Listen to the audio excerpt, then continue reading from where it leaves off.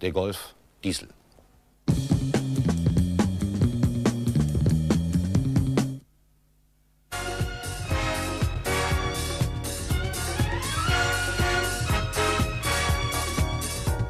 Es gibt dieses Auto, wie man weiß, in verschiedenen Ausgaben, die noch bereichert werden durch eine große Zahl kleiner Tuningfirmen, die ihren Spaß mit diesem Auto haben.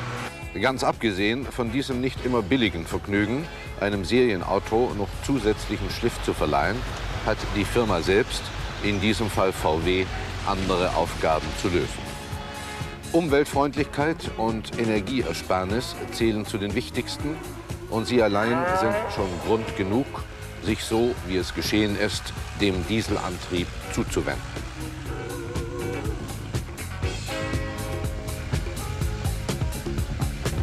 In der Zwischenzeit hat sich herausgestellt, dass der Golf Diesel ein absoluter Renner ist. Das bedeutet nichts anderes, als dass der Kunde den Diesel VW herzlich begrüßt hat. So herzlich, dass man selbst in Wolfsburg überrascht war und der Interessent längere Lieferfristen in Kauf nehmen muss. Ein Dieselmotor ist ein sogenannter Selbstzünder.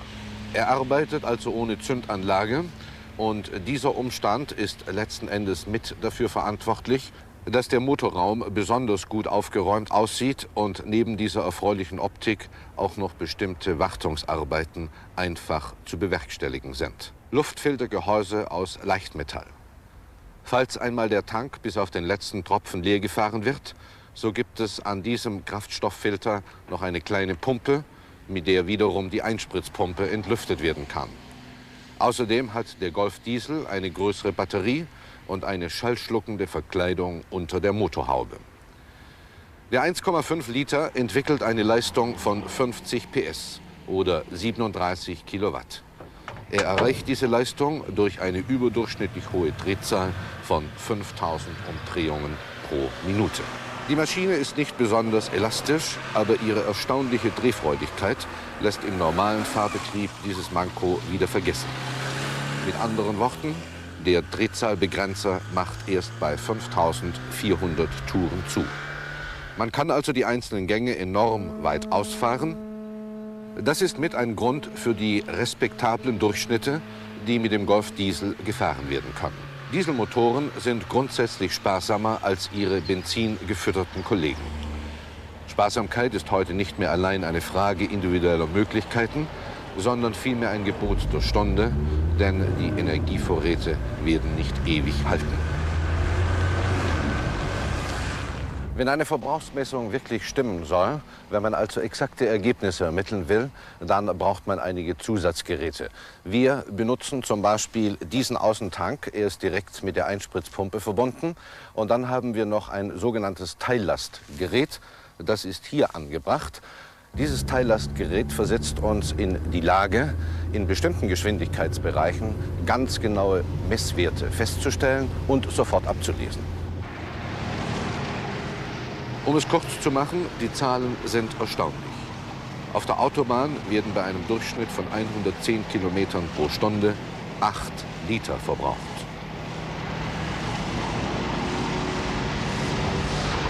Auf der Kurzstrecke 5,3 bis 6,3 und auf der Landstraße bei einem Durchschnitt von 70 Kilometern pro Stunde ebenfalls 6,3 Liter. Diese Zahlen führen zu dem äußerst günstigen Testverbrauch von 6,6 Litern pro 100 Kilometern. Werfen wir einen Blick auf vergleichbare Fabrikate. Der Golf Diesel also 6,6 Liter, Opel Kadett 8,4 Liter, Ford Fiesta 8,7 Liter, Golf Benzin 8,8 Liter, Renault R5 9,2 Liter.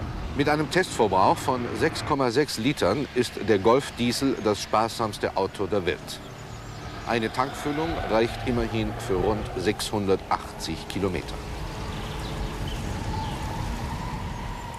Sparsamkeit allein genügt natürlich nicht, denn der Verkehrsfluss von heute verlangt schon aus Sicherheitsgründen nach einer bestimmten Leistungsreserve.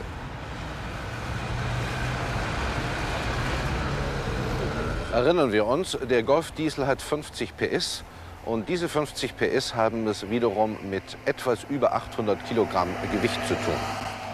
Leistung und Gewicht, das ergibt das sogenannte Leistungsgewicht. Beim Golf liegt es bei 16,1 Kilogramm pro PS. Und dieser Wert macht den Golf Diesel unter allen Personenwagen, die mit Diesel angetrieben sind, ebenfalls zur Nummer 1.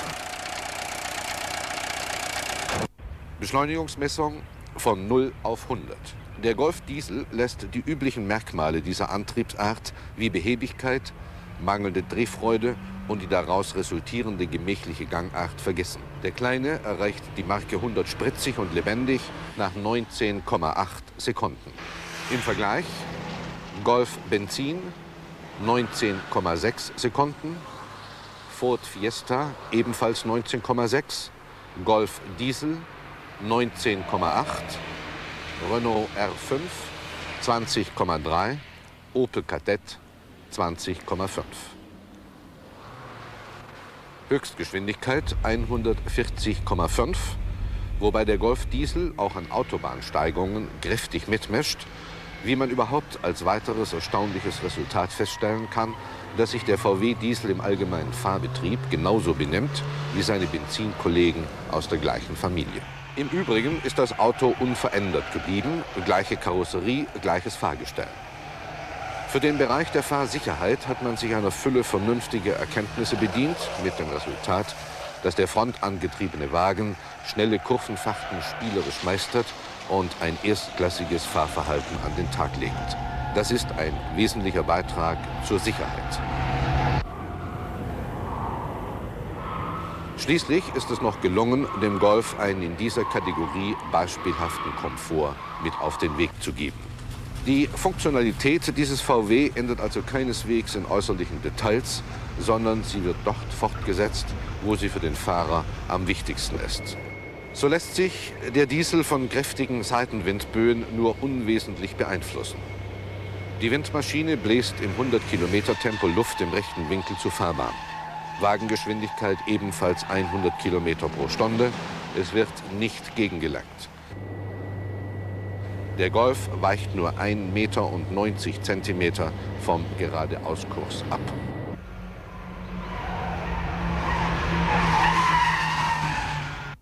Das geringe Wagengewicht stellt die Bremsanlage vor keine Probleme. Aus 100 Kilometern Geschwindigkeit steht das Fahrzeug nach 51 Metern und 80 Zentimetern. Die Verarbeitungsqualität macht dem Bemühen der Wolfsburger einen hohen Standard, auch in ihrer großen Serie zu sichern, alle Ehre.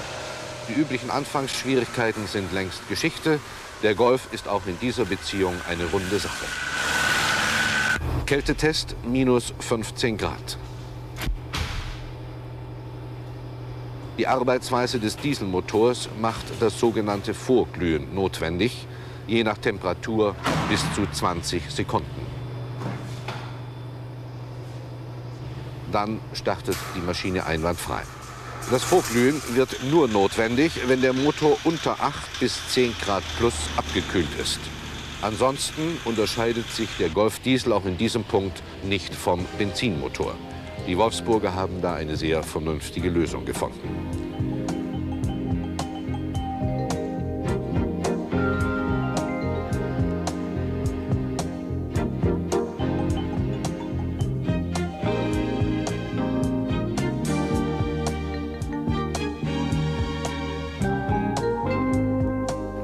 Man kann dieses Auto wahlweise mit 3 oder 5 Türen kaufen.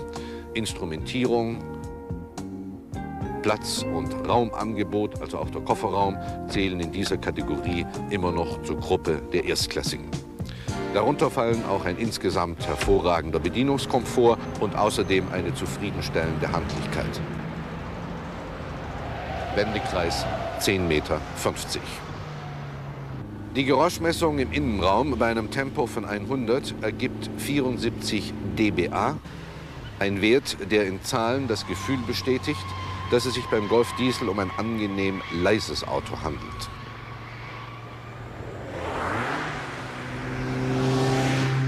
Es gibt da allerdings eine bemerkenswerte Ausnahme, der Leerlauf. Da nagelt der Motor unüberhörbar vor sich hin.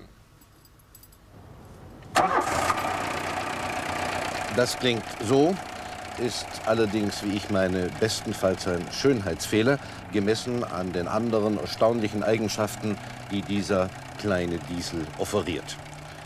Und hier die wesentlichsten Messergebnisse. Beschleunigung von 0 auf 100 19,8 Sekunden. Höchstgeschwindigkeit 140,5 Kilometer pro Stunde. Bremsweg aus 100 Kilometern 51,80 Meter. Seitenwindabweichung 1,90 Meter. Innengeräuschmessung 74 dBA. Wendekreis 10,50 Meter. Testverbrauch 6,6 Liter pro 100 Kilometer. Preisempfehlung ohne Extras 11.660 Mark.